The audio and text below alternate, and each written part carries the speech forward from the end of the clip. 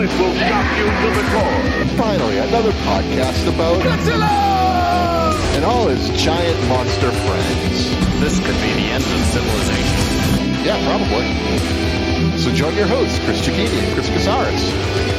Ladies and gentlemen, You're listening to the podcast. From Toho Island.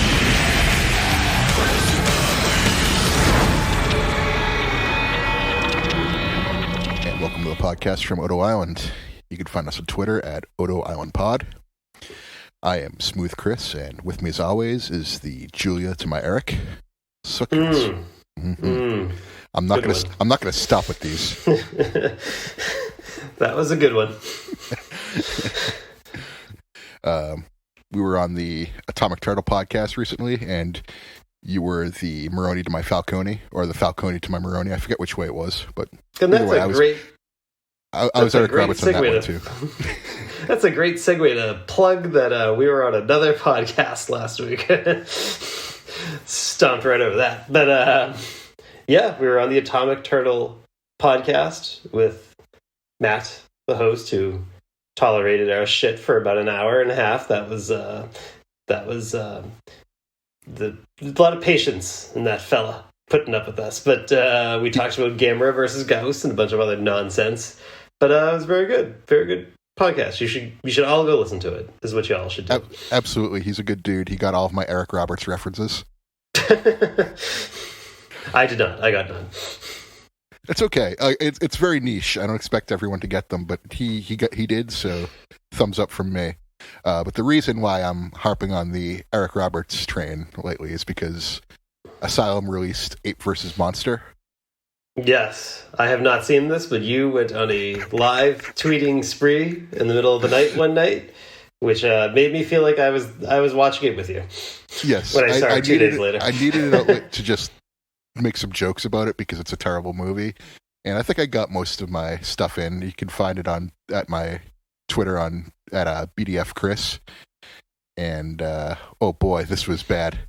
I've seen some people who hate Godzilla vs. Kong try to say that this is better than it, and that's like on no planet is that accurate. This is the most insulting movie I've ever watched. Every time they switch scenes from one place to the Langley like home base that they're at, they show an aerial shot of Langley, and in the first half hour I think there's 6, and then eventually it switches to nighttime, so there's nighttime shots that they show. So overall there's probably like close to a dozen, I'd say, shots of Langley.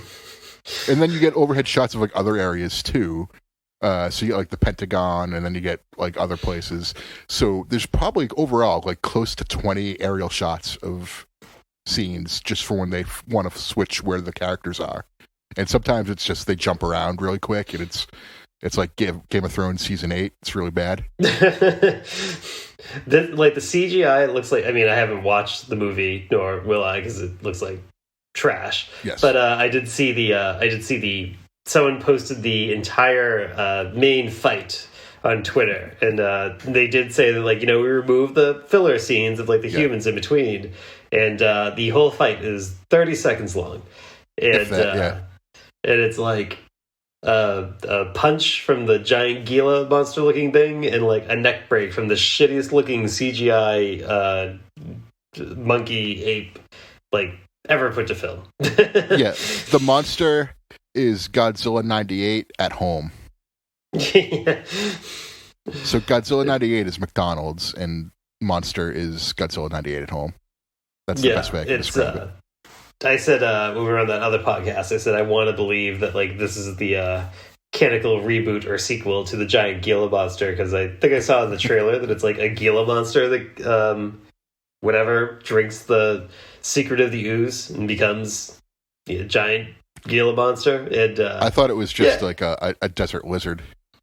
I don't know. I guess I got that from like the trailer. They said the Gila monster's coming, or maybe I just wanted to hear that to make anything about this movie better to me. No, but it was terrible. You said it seems like they ripped off the plot of Rampage, and then I maybe wonder if like this was originally supposed to be like the Asylum parody to Rampage, and they're like, well, Godzilla vs. Kong's coming out. Why don't we just hold on to this until that comes out? And it'll just be close enough. Yeah, I think that's probably accurate. It was just this movie's so regrettable in every way. Like every time like one of the monsters attacks a human, you just see like this really quick shot of the human and then like a hand coming in. Oh God! Like at one point, the lizard like eats a human and it like hops over like a hill to do it. It looks like Mortal Kombat Annihilation. Yeah, gross. That's the level of production I would probably say this has. Overall, it's just a terrible movie. I don't know. I thought like that even like those Asylum movies like looked like they're keeping pace with like FMV video games from like the 90s. I didn't realize that it was still possible for a studio to put out such bad looking CGI. I feel like I see people like putting fan videos on YouTube that have like significantly better CGI. Like they're doing it like for free in their spare time. I've seen like, this shit people looks hack horrendous. the Dreamcast Godzilla game with like Shin Godzilla to better results. I've seen people put Shin Godzilla in one of the Smash Brothers games, and it looks pretty nifty. Yeah, well, if they ripped it from the aside. PS4 or PS5 version of the game and put it into Smash Brothers, it probably works pretty well. Like I've seen people put Barney into Resident Evil games. Like pretty much like anything. If it's ported to source, then you can put it to any other video game. There's no video game iteration of Shin Godzilla in any consoles unless like they're pulling it from like a mobile game or something. Yeah, you're right. I thought it was in the PlayStation one, but I remember that's the like legendary. that's like the only Godzilla missing. You even get like Godzilla 64, and Burning Godzilla and Legendary Godzilla. Yeah, I was confusing it with the Legendary for some reason. I don't own the game, so that's why. Yeah. What would Shin Godzilla be in? Would it just be a mobile game? Is that it? Yeah, there's some like Japanese mobile games. Okay. That where like Shin Godzilla's like made like an appearance. Like there was like a horse racing game that like had like a Shin Godzilla promotion. He was like in that. It's okay. Listen, Shin Godzilla's big time in Japan. There's all sorts of cross promotions going on in that. So yeah, it was like a horse. No, I don't even think it was a horse racing game. It might have been like a horse. No, it was a horse racing game. But then it was like I thought it was like a betting thing too. I don't know. It's fucking weird. Well, yeah, if that's better than the CGI of a movie, then it's bad.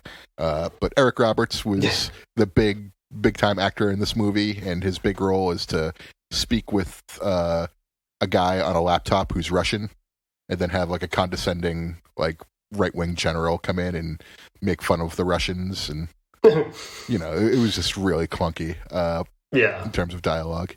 I thought Eric Roberts was never in the same room as the rest of the cast, and at the end he is, and I was like, oh my God, they just cut it really weird. I couldn't believe it. Like when he actually got up and was in the same room as another cast member. I was like, all right, he was there that whole time. Quick, we can make this the first ever 2-movie review episode. Give it your 1 to 5 star rating. Oh, -5 stars. Worst movie I've ever seen. It's terrible. We broke the anti-Meltzer scale. Because I guarantee you, we will never cover that movie on this podcast out of this conversation. Rightfully so. I think we have to set a certain standard for the stuff we'll cover in long form, and this just doesn't meet it. Yeah, agreed. Well, there you go. That was the first review of the episode. You got a bonus one here. But speaking of movies that we're reviewing for this episode, we watched the 1961 classic Gorgo this week. Yes, this is I think a cult classic amongst a lot of kaiju fans.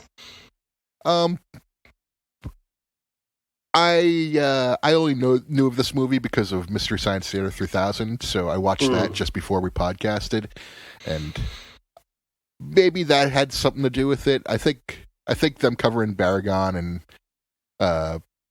the Gamera series really brought like the kaiju movie further into the forefront of cult pop culture society. You know? Yeah. So I guess before I get into it, I will set the table as I usually do, and this actually has kind of an interesting, probably more interesting background than.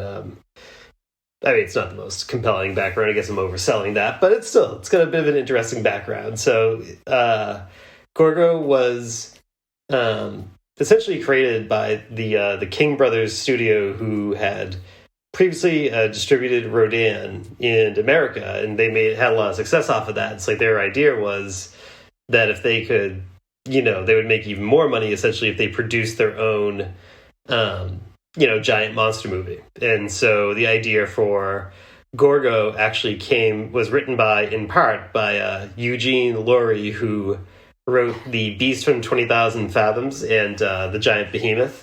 And the famous story that he always tells with the Beast from 20,000 Fathoms is that his daughter cried at the end when the Beast died, and said that, like, Daddy, you killed the cool dinosaur, basically. So he always kind of kept that in mind and wanted to make. And so even like in the earliest drafts, Gorgo and Orga is the mother, Gorgo is the child. Were always scripted to survive. That was never in any doubt. So originally the movie was going to be called Kuru Island because they had backing from Japanese investors, and rather than taking place in London, it was going to take place in Japan. But that backing fell through, and so after trying to figure out which location would make the most logical sense, they chose London.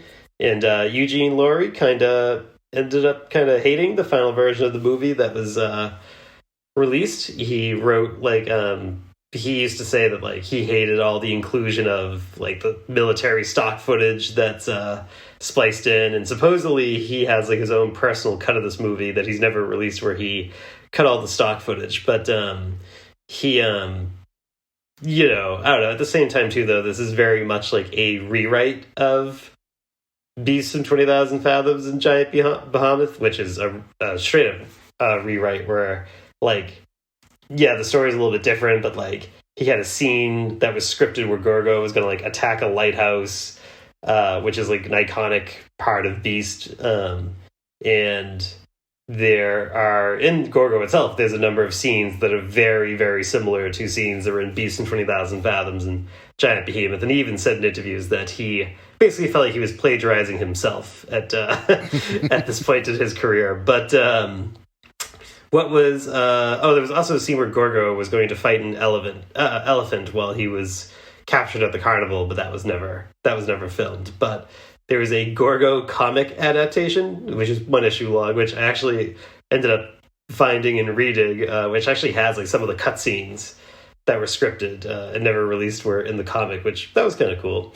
And I was telling you offline that there's a official novelization that came out in 1961 for Gorgo, but the book publisher decided to so there's no women leads in the movie, or actually there's no women characters at all. Right. I guess outside of Gorgo's mother, but so they added a character who I think is the half sister of the more dickish sailor guy, I think, if I understood that right. But basically her and the other sailor guy, I think his name is Sam Slade, because at first I thought it was Sam Spade, the famous detective character, and I was oh no, it's Sam Slade, so it's stuck in my head. But it's there's just I guess I could not find a PDF of it online, which was too bad, but I guess there's a bunch of just forced added erotic and sex scenes and stuff like that, just peppered throughout this novel for some reason. And I guess they did the same thing with a book for Reptilicus as well. So I don't know what that is about making smutty novelizations of giant monster movies. I sent you my response to it, which was in Naked Gun 2.5, where Dr. Mannheimer or Meinheim, whatever his name is reading the erotic novel to get everyone's attention while he's giving a really boring speech on nuclear and clean energy and stuff. Yeah, well, you can find the back cover of this novel pretty easily online. It's something. Yeah, It's like Gorgo. It's like Gorgo taught him fear, and she taught him love. Yes. I was like, what is this? And then I was like, where would this even like fit into the? I don't know. Yeah, whatever. It's like how Bill Brasky taught me how to love a woman and how to scold a child. Yeah, very odd. Fucking, I don't know. I will find that. I would love to find like an original copy. I think you could like buy the book on Amazon, but that was not worth. It's not worth the investment. But if I ever come across one, we will do a dramatic reading of some of the more colorful scenes someday on this podcast. I'm going to look this up right now. I want to see how much this costs. I need more books in my life. I don't think it was a lot. I feel like it was like $10 or something like that. If you bought it like on a Kindle or something. Kindle, eh? Oh yeah, like $9.95 on Kindle. Hardcover, $27. Oh wait, that's not it. I don't see it hardcover. I guess I'd have to get it on Kindle. Yeah. But yeah. Is that all you have for setting the old table? The table is set. All right. Well, why don't we dive right in?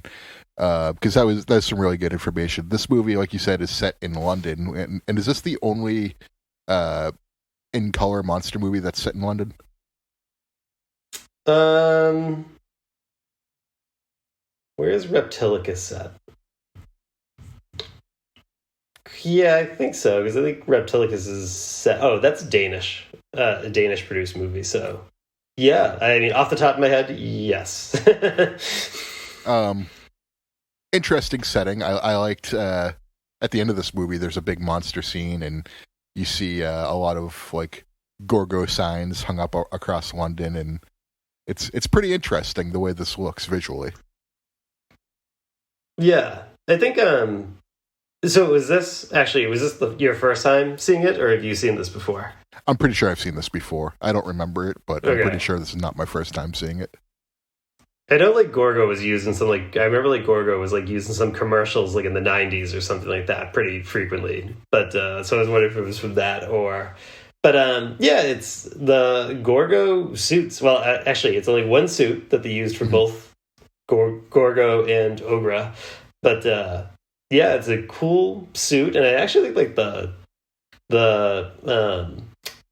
city design, like the model for the city of London is pretty good for what it is. Yeah, Yeah. I agree. I do like the design of Gorgo. It kind of reminds me of King Caesar, but better. How do you get that? Is it just the ears?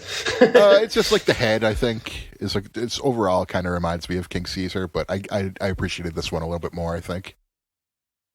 Okay. Didn't think Gorgo would remind you of like furry dog King Caesar, but yeah, obviously there are differences. They just look a little similar. I think Gene Simmons says that his boots were based off of Gorgo's design. That's not a joke. I think that's true. No, I believe you. I don't doubt that for a second. It makes sense. Yeah. So, the movie itself is like, I don't know. I guess like my overall impression of the movie is that like, because this is always like, I feel like, I don't know. I always kind of like remembered a lot of people like talking about this movie in like high regard, like it's up there with like the Godzilla Toho movies. It's like different, but it kind of starts off where it's like these sailors kind of like get washed up or get caught in a storm because of like a volcano erupts, and they're at this like remote island, and they start to hear like the legend of Gorgo and Ogra, and they think there's all this Viking treasure at the bottom of the lake. And like, long story short, whatever, it starts off like almost like King Kong, where essentially they capture Gorgo and they go, think of how much money we can make Yeah. putting this thing on display. But it's like, so it starts off all right with that. Then I feel like there's like, you get Gorgo to the carnival and there's just kind of like 20 minutes of I don't know, waiting for Gorgo's mother to show up, and and then you get 30 minutes of pretty hilarious London getting torn down. And there's some great scenes in here, I think, too. But there's also some pretty hilarious stuff, like the reporter guy, like. I can't say anything. There's too much smoke, and you can tell he's not even there. He's just like superimposed into the shot. And wherever he is too, there's always boulders falling around or buildings crumbling like around him. Like even if he's like looking at Gorgo like all the way down the road. Yeah, or some stuff like that looks pretty bad. But other stuff like Ogra, like destroying the city, I thought was pretty enjoyable for the most part. Yeah. I liked the random. It's like remember like when they're trying to like set like they're like trying to like shoot a bunch of fire at Ogra, and then it's like there's some like random teenagers like sitting too close to the water where the fire goes off, and they just randomly get caught on fire. I was like that was unexpected and kind of comical, and then like I like laughed out loud and like which whatever, I don't know what that says about me, but I laughed out loud at like one part where it was like there's all this like random like destruction scenes going on. Gorga's like walking through some buildings, and then all of a sudden like the next shot is like just like some woman screaming, jumping out a window, followed by another dude just jumping out the window, and I was like, what? Yeah. I was gonna say that there are women in this movie, but they're all part of like the London crowd who's scattering, running away from Ogra. Oh, of course, can't forget the end is nigh guy. Yes, like there is a doomsday guy. Yeah, it's because of course there is. Yeah, I'm actually trying to think like if any other movies, but there probably was like somebody else like that in some movie, but it was just like I don't know. They put all these like random like little things like that in like the destruction scene. It's much. It feels like a completely different movie. It feels like somebody else took over that part. It was like much more ambitious than what was going on in the first half. Are you talking about Kareem Abdul-Jabbar in The Stand? What? I don't get that. he's a doomsday guy in the made-for-TV. In the new Stand. Wait, no, the old one. Yeah, the old one. Oh, I haven't seen that forever. I forgot all about that. I watched that probably like a year ago on the YouTube. Someone uploaded it. No, I watched that. Like, Tommy Knockers. Well, you must have had quite the day. But back to Gorgo. What do you think of the human characters of this movie? It's a good thing you brought that up because, like, all right, so Sam Slade is like the only one who like really. So you get the other sailor whose name I will never remember, and he's just kind of a dick through like the whole movie. Yeah, and then it's like you have Sam, who is like the one who comes up with the idea of putting Gorgo on display, but then he becomes the hero character, kind of closest thing to a hero character, I guess. And it's like in one scene he's at the carnival, kind of being whatever. We have Gorgo on display.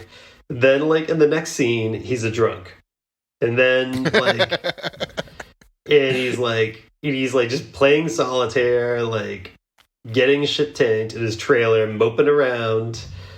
And then, like, he gets drunk and, like, because, like, we gotta, like, let Gorgo go. And then, like, 10 minutes later, it's like those scenes just never existed.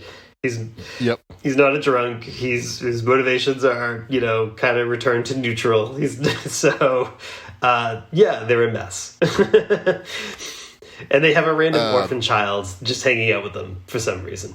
Yeah, I was going to bring up the kid. Like, I don't know how or why they did this. Maybe it's just so they had someone for him to protect during the destruction. Like when they're in the tunnel and like the subway tunnel, and like the ceilings collapsing, so they jump into the actual subway tunnel, Yeah. and then everyone behind them dies, and they live, and then immediately the subway is flooded.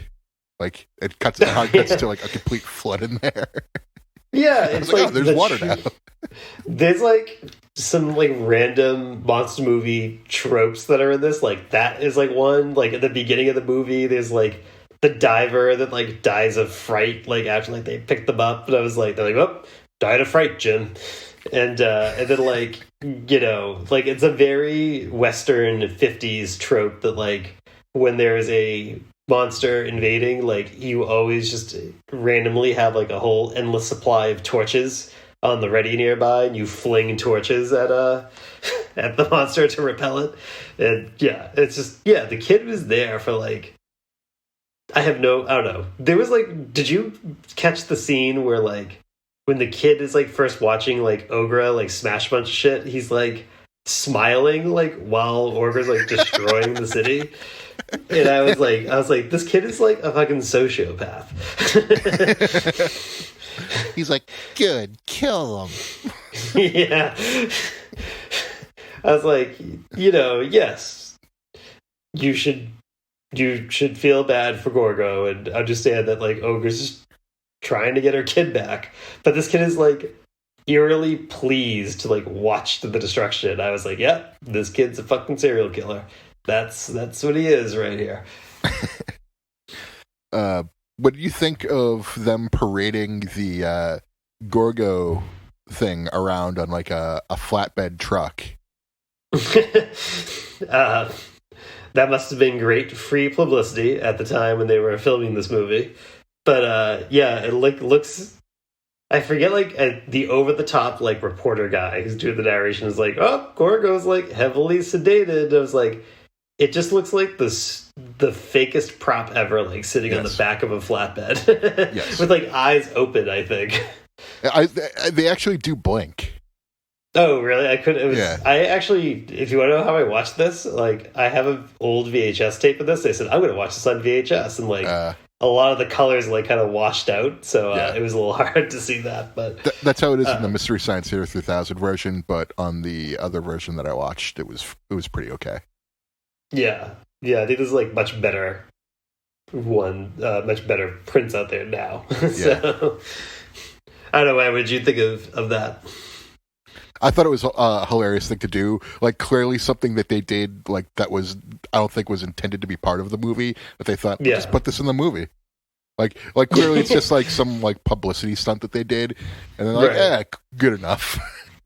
I liked how in that scene, I even like made a point to like write it down in my notes where it's like the reporter's like, Gorgo, he's called. We don't know why. It's a weird name. And then like 2 scenes later, like someone's like, why do you call him Gorgo? And he's like, it's a reference to Gorgon from Greek mythology. That's like all you get for an explanation. But yeah, once they do capture Gorgo and they have him on display at the zoo, there's a scene where a scientist is like, oh, this is just the child. And here's the mother. And like, oh, that must be over 200 feet tall. Like, are we supposed to take your word for it just on a hunch? Like, that's when you know it's going to happen. Like, they're just like, buzz off guy who cares. I like how they're just like, the scientists are just like, there's probably a mother out here. And then like one of the sailor guys just like, guess that would make sense. This thing would probably have a parent, huh? Oh, well, forget it. I'm always amazed how in these movies, how like they never show the government like stopping these private companies and carnivals from going like, hey, you're going to bring like a giant, super rare monster into the heart of our majorly populated city to put on display for money? Have at it. Like, nobody stops anybody in this. Oh, man. And then, like, once they realize that the monster is coming because, like, the island is completely destroyed and there's, like, sightings of them heading towards London. They're like, well, let's take Gorgo and put him into the sea and then stop this whole thing from happening. I'm like, yeah, you'd think that would be, like, the pretty clear-cut solution, and everyone around him just like, buzz off, guy who cares. Like it's all predicated on like cynics having their way. Yeah, yeah. But yeah, I mean, I will. Yeah, it's. Well, I guess I wanted to get your opinion too. Like, did you care much about like the military stock footage that was kind of spliced in? I actually thought it was like. I mean, whatever. Eugene Laurie hated it, but like, I actually thought it was done like in a convincing way, or like not like it wasn't like jarring to me. Like, sometimes like movies screw it up and they use like super grainy stock footage, or like they like dark tinting it because like it's a daytime shot, but the monster they're shooting at off screen is at night. I thought it was like well done. Okay, It didn't detract from the movie either. Like, it wasn't bad. I just didn't care that it was. I didn't care either. I just brought it up because of how much one of the writers just so strongly detested it, and I was like, what a random thing to be so pissed about. Well, the opposite of love is not hate; it's indifference. So, I think maybe he's closer to loving it than we are. You're all whipped up about the military stock footage, but you don't really care about Sam Slade essentially transitioning to 3 different characters in like the course of 15 minutes. Like, that didn't bother you? One of the other things I'll say about that, though, is that like they do talk about how they're confident that they can stop Orga before it gets to London, and so it makes sense to have it in there, but at the same time, it also makes them look extremely weak that they can't stop it. Yeah, I like that this is a movie where the monsters win. And nobody like really, no human characters really emerge as the good guys in the monsters winning. It's just Orga gets her kid back, and they just go, well, we're done here, and they just leave. No humans helped with that. No humans came out looking good. The monsters just won, but they were the good guys. Well, the humans did try to stop Orga one last time right near Gorgo, and they fail again because they take all the city's electricity and they put it towards these beams that Orga just plows through. Yep. Yeah, because they're the villains actually in this movie, and Ogre's the hero character. Yeah, and in a sense, you're dead on about that because the mother's motivations are noble, like she just wants her kid back, whereas the humans are trying to exploit the kid for profit. Yeah, it's they're the human characters are the villains in this movie. There should have been like a zookeeper villain in this. That's the final boss. It has like an electrified whip or something like that instead of erecting the electrical towers. Well, is there anything else we really need to dive into about this movie? No, I think that was a nice little robust covering it. I think we got there. Cool, because I don't have much to say for this other than that. Like, I could see why people like this, and I can also see why it gets made fun of a lot. Yeah. So, like, I can understand both sides of that argument. But one person who liked this was Leonard Maltin. Oh, really? What did he give it? He just said he likes it, but when they were trying to review it, 2 of his staffers had to be taken to the hospital. So take that for what it's worth. Okay. But Leonard Maltin liked it. I kind of liked it too. Yeah, I think the last 30 minutes is like really, really good. And the first, 35, 40 minutes, I could kind of take or leave. But yeah, it's it's like kind of like when I was like in my head, kind of comparing it to like Toho movies and stuff. It's like this is like where you really kind of start to see the difference, like just like in quality between like especially like Toho movies that are already out and coming out around this time. It's like you have these you have like set pieces throughout like the Toho movies, right? Like maybe it's like like Rodan, you get all these like classic scenes like the Rodans like emerging and like their first attacks and stuff like that. And like this was pretty much just you get like a little baby Gorgo underwater at the beginning, and then you get a big destruction scene at the end. Yeah, I guess, I mean, well, I'll break down our ranking system. And so 1 star, movie's a jobber. 2 star, lower mid-carder. 3 star, you're a mid-carder. 4 star, you're starting to sniff that main event. You know, maybe you're having a good run with the TNT title at this point in AEW. Mm-hmm. You're Darby Allin, maybe. But you know, you're not quite Kenny Omega. And 5 star, you are you're Kenny Omega. You are the belt collector. Yes, you're the man. This movie is not the belt collector. No, not even close. Closer to Nakazawa. Yeah. I'm going to give it 2 stars. I think 2. I think I'm going 2. Yeah. Okay, I think that's a fair assessment of this movie. Nothing great happens, but it's an earlier monster movie, so I can forgive it. I'm more forgiving about the special effects being very primitive. For what it is, though, it's pretty ambitious, and I can respect what they were trying to create here. Obviously, they're limited by the technology of the time. If they ever remade this in today's day and age, who knows how it would be viewed. But overall, I'm going to give this a pretty hearty middle-of-the-road 3. It's not a bad movie by any means. The first hour or so, you could just skip past it. It's really... you don't need to know anything that happens. Once they get Gorgo, you could start watching the movie. Yeah, I feel like. I would have given it 3 stars if the characters were more consistent for the first 40 minutes. But it just feels the writing in the first chunk of the movie just feels kind of all over the place, and you know, everybody's motivations and whatnot shift throughout the movie. Characterization is kind of inconsistent and. But I don't know. Like I said, the last 30 minutes is really, really good, and it feels like a completely different movie.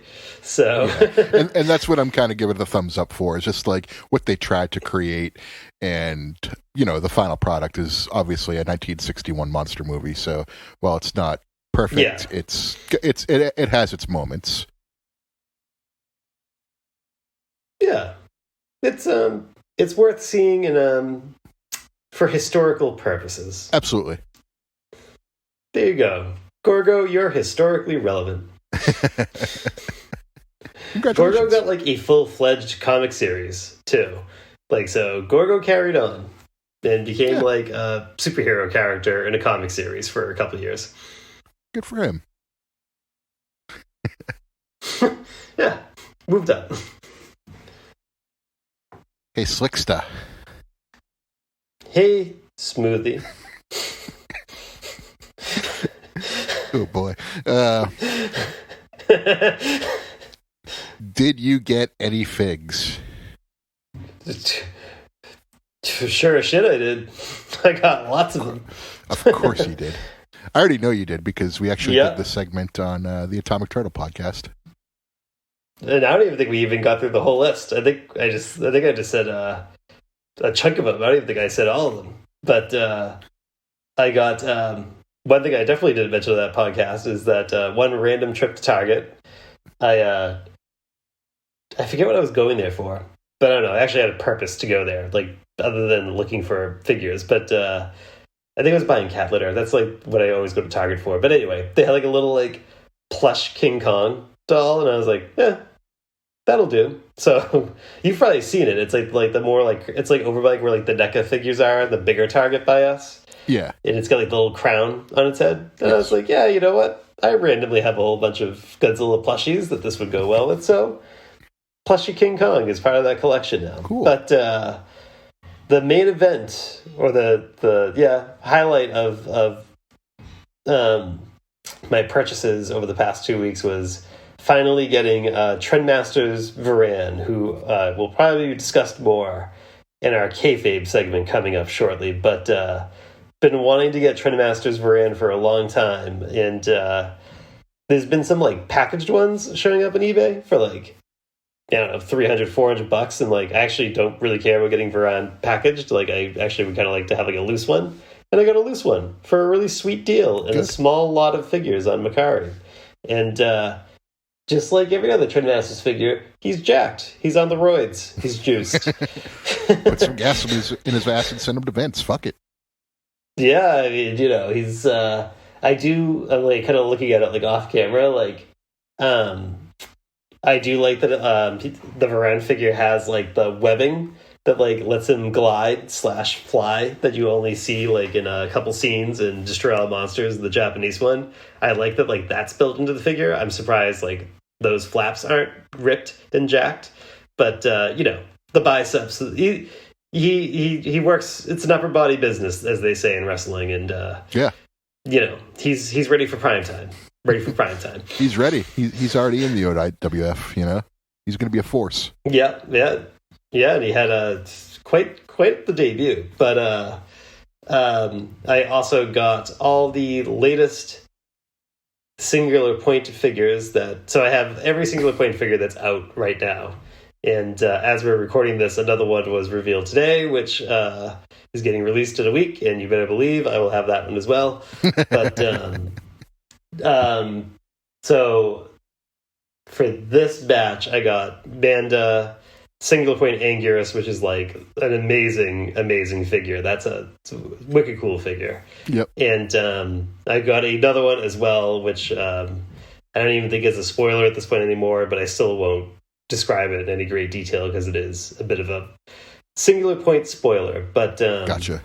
But I will say I've been watching Singular Point every week, and it is awesome. It's so fucking good. Good to know. And been a treat, real treat. And I think I think that's it, but that's a lot of stuff. Yeah. Upon your texting me, I went to Target to get the Bikini Godzilla, which is the Playmates Burning Godzilla, and I got the Playmates Jet Jaguar. Oh wait, I did too. Yeah, so we both got that. So yeah, the Jet Jaguar is pretty cool.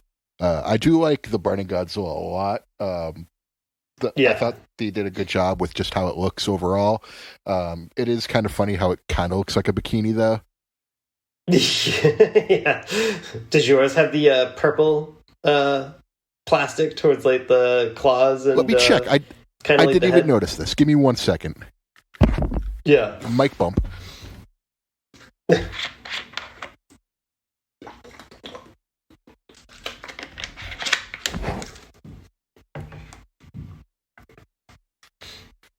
Okay, so I'm looking at this right now, and it does. It almost looks like it's made of translucent plastic, and then there's a few spots where they didn't fully paint it. But I think it does kind of look cool. Yeah, it also goes to show like how you didn't even notice it until I kind of brought it back up. That's like I don't know. I get it that it's like I don't know. It's a cool way to try to give like some sort of detail to the figure. You know what? It's Playmates making an effort. Yeah, definitely an effort. There's more toward it's definitely the head, the hands, and the toe spikes. Yeah, but overall, I think this is a quality figure, and Playmates keeps on getting better at it. So good for them. I'm happy for them. I think the Jet Jaguar one is really good too, even though Jet Jaguar has like pastel colors instead of he's got all the right colors, but it's like a pastel style. But you were saying that like yours is one of the like so mine can stand on its own, but you were saying yours can't really stand, right? No, mine's a leaner. He needs something else to lean on to stand up. Otherwise, he falls right over. And I attribute this to the Playmates. All figures have to be in a walking or running pose thing that they do. Yeah. We were joking about it when like when Playmates put out like the video trailers for these figures, how like Burning Godzilla is standing, just standing upright. But it was like whenever they showed Playmates Burning Godzilla in the video, he was always like kind of like in a forced walking pose. I was like, they just can't help themselves. Right? Why does every figure have to walk? I just display everything as like standing still because I don't play with them. Like I'm expecting Playmates does this because they think the action pose will be better to play with.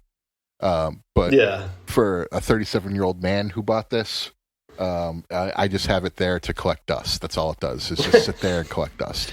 So the fact that it doesn't stand on its own is a downer. And it's the first time I've really experienced a Playmates figure that I can't just like have stand on its own. Well, I'm a 37-year-old collector, and sometimes I bang my figures in a wrestling ring and take in for our Twitter Well, account. I do that too, but it's you know, nothing major. It's more for the lols. Yep. Every time I go to do that, I was like, I'm a 37-year-old with trying to get like this figure to do like a suplex to another figure in a wrestling toy ring. Yes. It's and I don't regret it in the least. No, it's fun. Yeah. But yeah, so if you do buy the Jet Jaguar Playmates figure, just be aware that it may or may not stand on its own. Maybe keep that little plastic stand that's like in the box. You know, it's like it's almost like molded in such a way that I'm like, do they know this thing had trouble standing? And like you're supposed to keep that like little plastic thing that his feet are like kind of pressed into, because like that's the only figure that comes packaged like that. I didn't even notice Gigan didn't have that.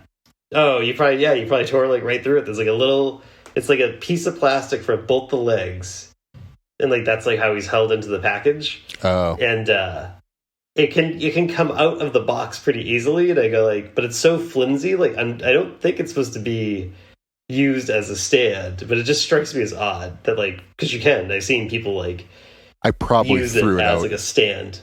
So I mean, I tossed mine because I was like, I'm not gonna. It looks hideous having like the like little. Yeah, I'd rather find some other way to prop them up. But you know, at the end of the day, like it's not the end of the world. Like I can just lean them against something else and it's fine. Yeah. Hey, you got a Jet Jaguar figure. There aren't many out there. No, so. I needed one, so it's good. And it looks good too. It's not an ugly figure at all. No, and I do like his Easter colors. Overall, I definitely prefer the Burning Godzilla to it, but yeah, that's just me. Probably the best Playmates figure. Of like their, non-light up roaring giant variety. I prefer the Hong Kong Godzilla. I think that's their best figure. Yeah. Well, either way, they're trending in the right direction, which is good. You like to see it. Before we get into the Cabe Fabe section, do we want to talk about the NECA Playmates controversy? Oh yeah. So we started to touch upon this off. I don't know if it will make it into the episode we just did, the Atomic Turtle podcast, but we were talking about how we were revisiting the controversy with the Playmates Shin Godzilla, and NECA just firing some fiery salvos on Twitter this week, where I think someone said they like basically tweeted at NECA something about like Playmates stealing the Shin Godzilla mold from them, and NECA's response was like, yeah, we're like well aware of this like stolen mold, or how I don't remember exactly how like they put it, but basically just like, yeah, we're aware that like, our stuff's been ripped off. Yeah. And I like it that like NECA is at that stage going like, we don't have the license anymore, we probably ain't getting it back. So now they're like that like disgruntled fired wrestler who's like doing the shoot interview circuit. Very, very accurate. Yeah, and they're just they're Ricky Morton dumping all over Kevin Nash in a hotel room. That's you're only in this business for the money. Should have never broke you in. So it's like all we know. So what do we know so far, right? The Shin Godzilla figure outside of the head from Playmates has like a body, arms, and legs that look very, very similar to NECA's first Shin Godzilla. And then like for whatever reason Playmates has like the weird Barracuda head. Granted, the NECA one has kind of a weird head as well. I say it's a salamander head. Or whatever, yeah. And we have a rep from Playmates saying in a Toho Kingdom interview, or implying, he doesn't like answer the question so much directly when they're like straight up asked about like, is it like the NECA mold? He says something about like whatever, like he kind of makes it sound like Toho gave them the molds. And now we have NECA wading in saying, we're aware of this like thievery, basically. So it's a guy getting juicy now. It's a guy named Toho who's like, here you go. I made this. Yeah.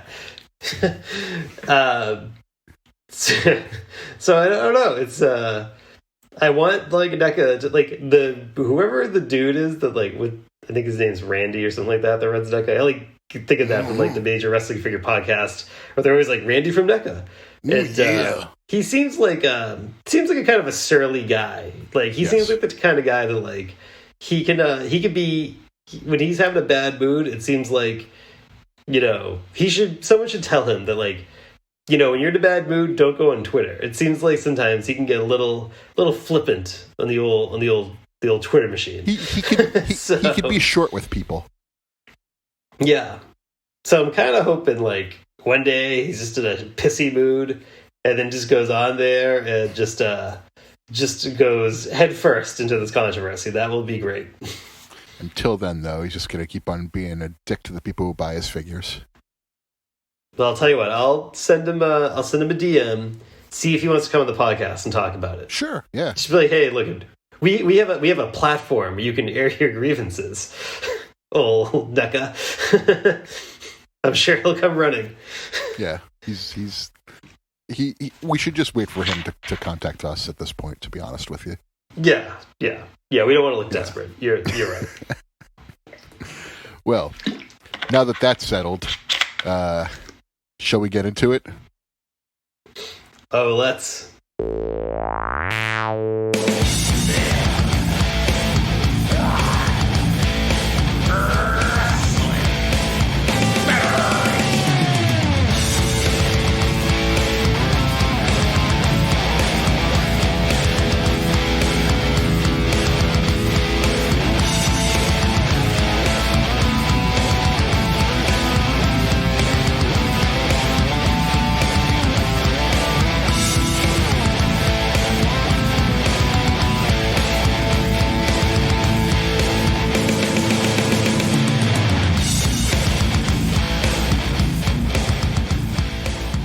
That's the new OIWF theme.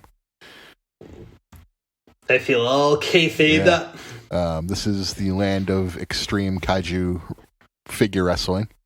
And this week we had a big return, a shocking return, as NECA Shin Godzilla made his triumphant return. The first OIWF World Champion, hasn't been seen since he lost the title, has returned. Found his wide mouth smile. He found his salamander smile, and he's back in the OIWF. What lured him back, though, was Playmates Shin Godzilla declaring himself the greatest Shin Godzilla in the entire Federation, and I believe we have an audio clip of it. I'm the best Shin Godzilla in the company. Thank you very much. And now he's been blown to smithereens, and nobody's seen him or heard from him since. But it's been a tough couple of weeks for the Cursed Order. Cursed Order lost their world championship, and then one of their members has been blown to smithereens.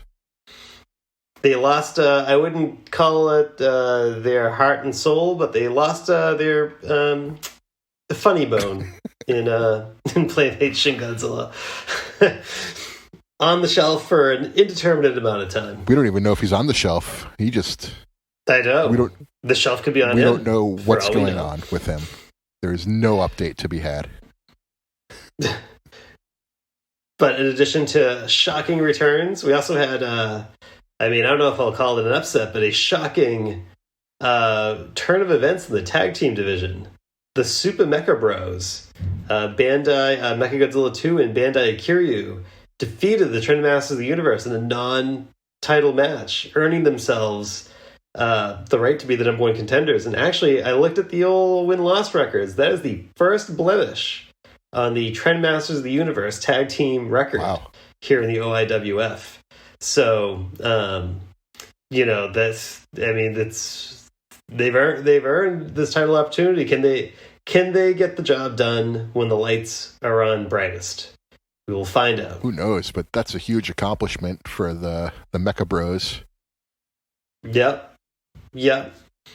And then to round out a news-filled week, we had as we mentioned earlier, the shocking debut of Trendmasters Varan, who was one of the hottest free agents out there.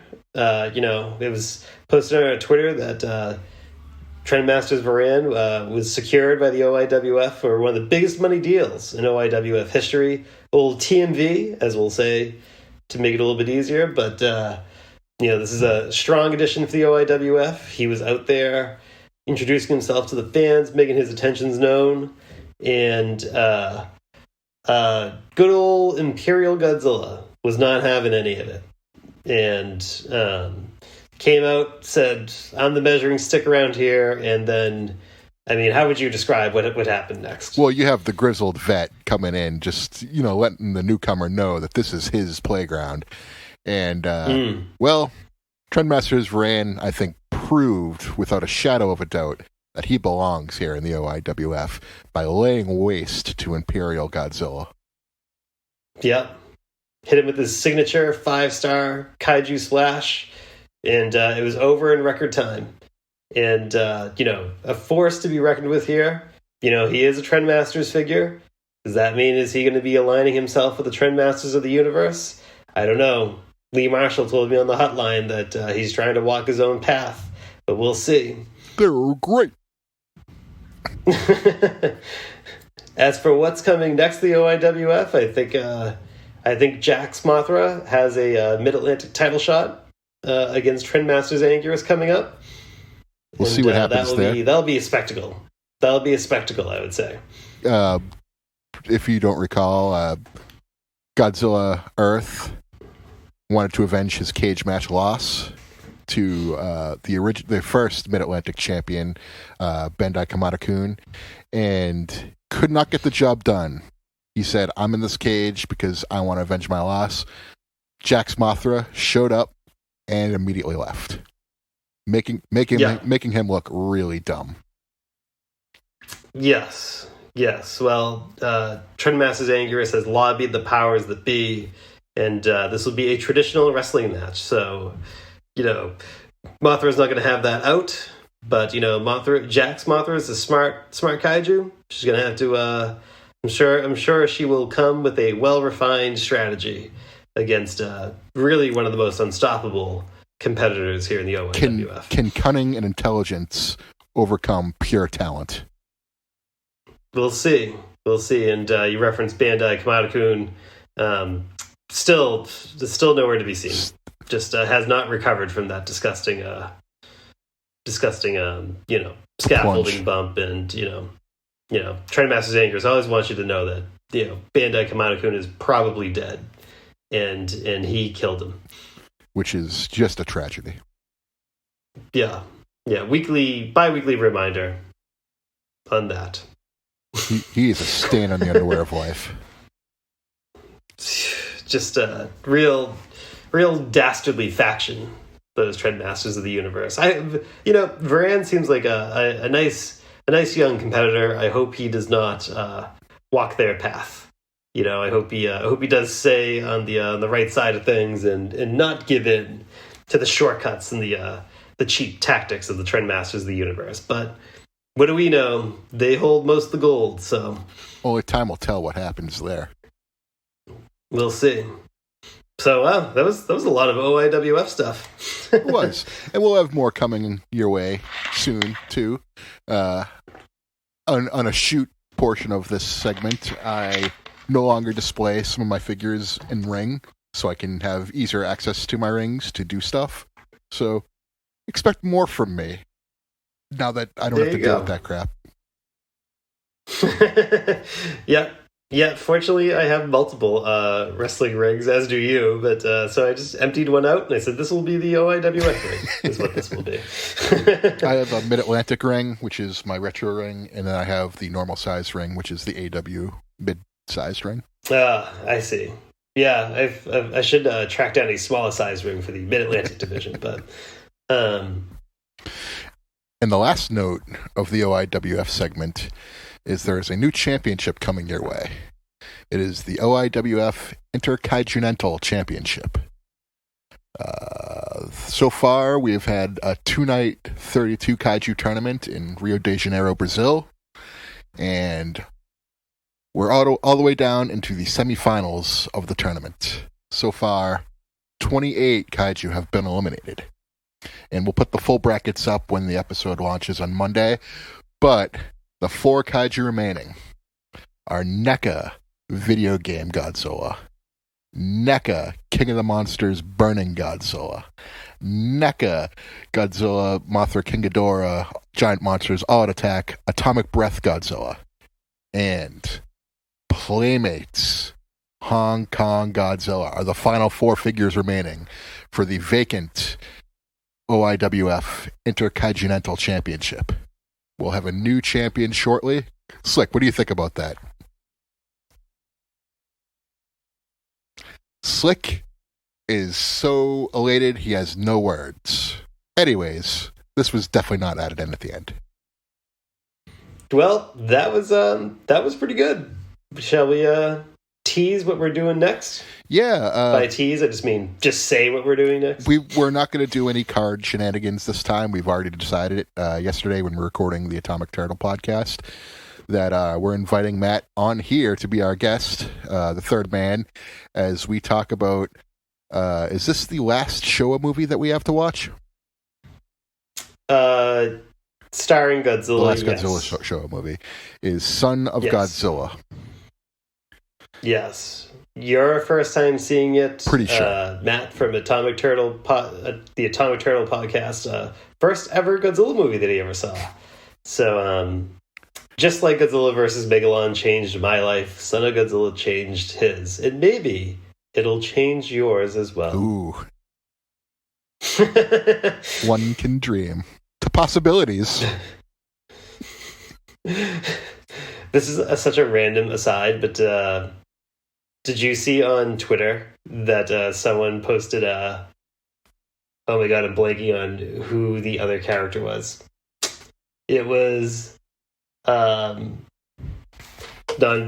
Interpol agent from the first Godzilla movie versus the Seradian secret agent from Godzilla versus Biollante, like who would win in a fight. And I said, well, it's got to be like the dude from Godzilla versus Mechagodzilla. Like, it's the one that wore like the all black suit in Godzilla versus Mechagodzilla. Mm-hmm. And I was like, he's basically Anton Chigurh if like his psychosis made him a good guy and he joined Interpol. So of course it's got to be him. Does he make anyone flip a coin? I don't know. It was pretty good. You have to call him. Yes, it has to be you. It wouldn't be fair if I did it. Well, yeah, that's what's coming up in 2 weeks is Son of Godzilla, the final Godzilla show movie that we have to review. And from that point on, all Showa movies will be Gamera. Gamera, Varan, Rodan, Mysterians. Yeah, we still have all those. Yeah. We got plenty. But not starring Godzilla anymore. That's the end of his show run with us. Yes. But that'll be in 2 weeks. Thank you for listening to our Gorgo episode. And take care. Spike your hair.